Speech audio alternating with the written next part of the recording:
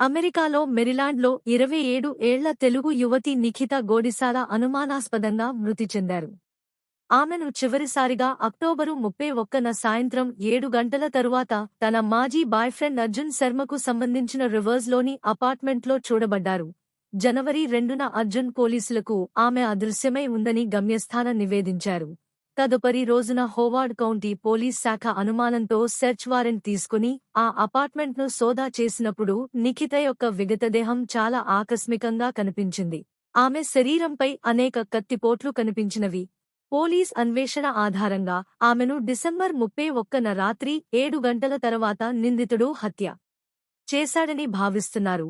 అర్జున్ వెంటనే కేసు నమోదు చేసిన తరువాత భారత్కి బయలుదేరి వెళ్లాడు.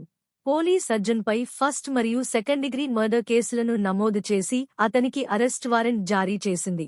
ఇప్పటికీ దర్యాప్తు కొనసాగుతోంది మరియు నిఖిత యొక్క మృతికి అసలు కారణం ఇంకా పూర్తిగా తెలియనివ్వడంతో ఈ ఘోర ఘటన